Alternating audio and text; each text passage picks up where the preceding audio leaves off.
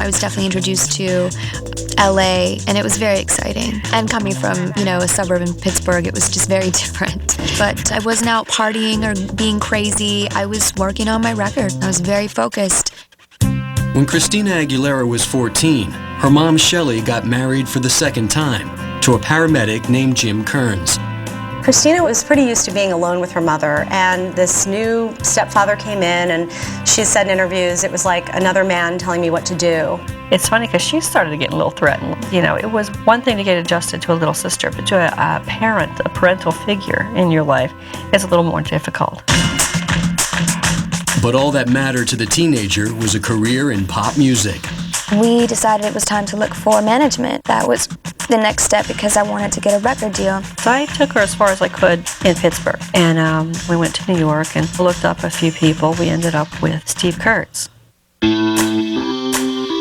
Kurtz got to work. In 1997, Christina flew to Tokyo to record a duet with one of Japan's top singers.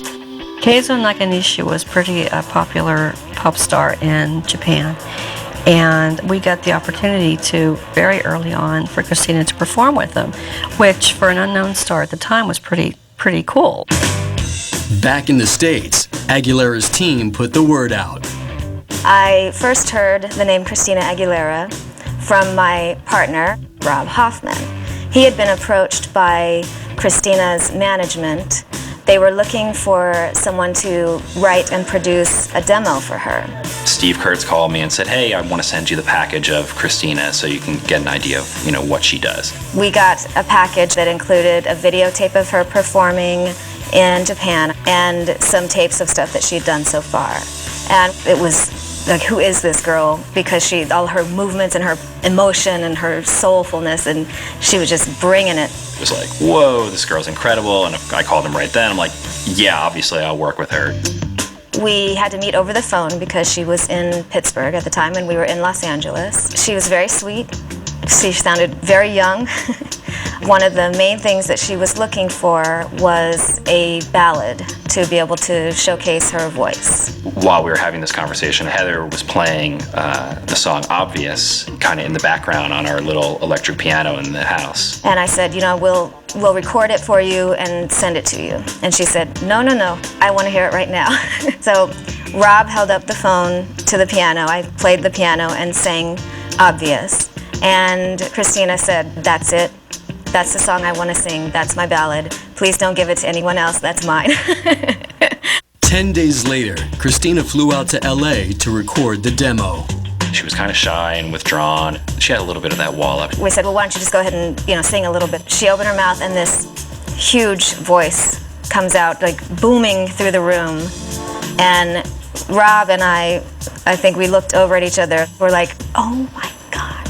And we realized, okay, this is real. We have got this responsibility to showcase this talent.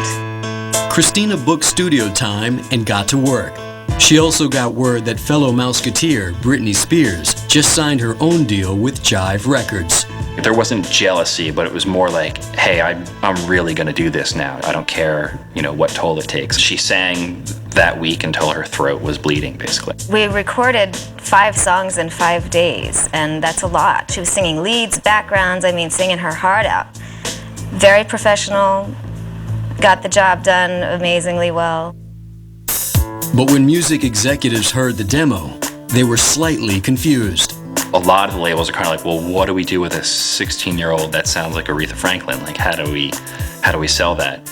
My favorite comment by someone who passed on signing Christina, this guy said, oh, we have 1 million of them. It's like, oh, really? 1 million of Christina? Eventually, the tape reached Ron Fair at RCA Records.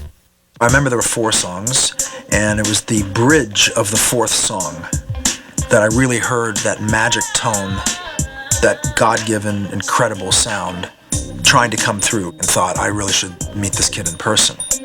Fair arranged an audition for Christina. She asked me if she could sing a song. 3 feet away from me, she sang as if I was in the 50th row of Carnegie Hall, with, complete command and authority and fearlessness and focus and maturity combined with this incredible sound. I knew that I was in the presence of greatness. It wasn't long before Ron called on Christina again.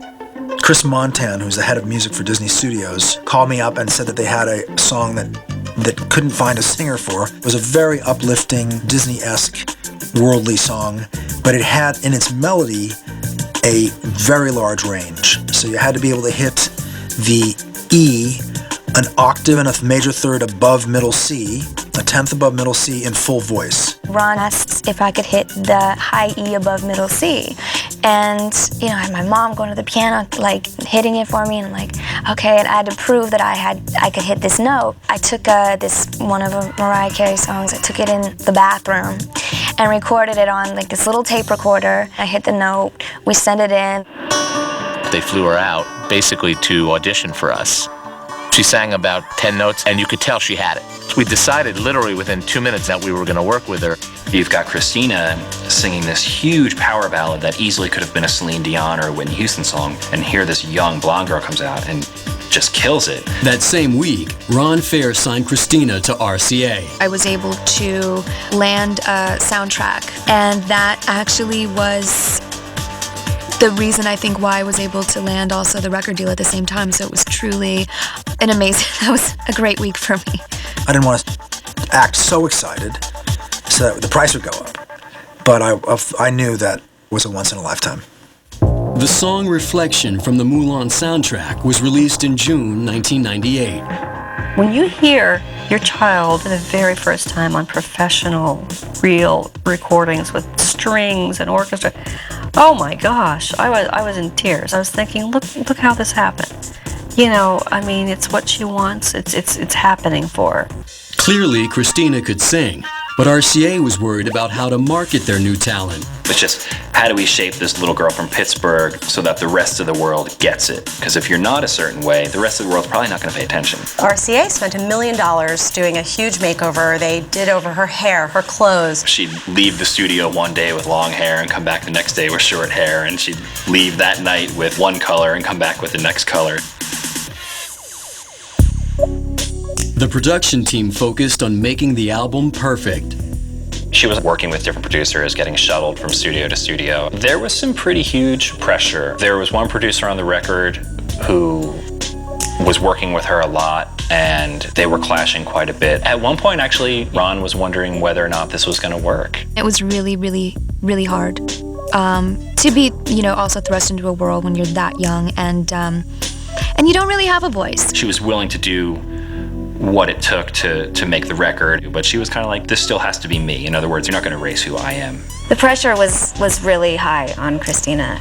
I really admire her for being able to handle it and to do as well as she did. I think there were probably times when of course she was homesick, of course she missed her mom. Kind of sent me crazy, but there wasn't anything I could do. Of all the times for her dream to come true, the timing was insane because I had just given birth to a 10-pound baby boy, and I could not travel with her, and that killed me. For 17-year-old Christina, it was her first time without mom. There were certain things that also had transpired. You get extra unwanted attention from older producers and things like that. Then all of a sudden you're introduced to sort of the more seedy side of what the music business has to offer. There were late night phone calls from Christina saying, I'm all alone, do you want to come hang out? That was difficult because it's a time when you can truly feel all alone and by yourself. And I did. That was perhaps her first major taste of people saying things that did not really happen, and then the press running with that.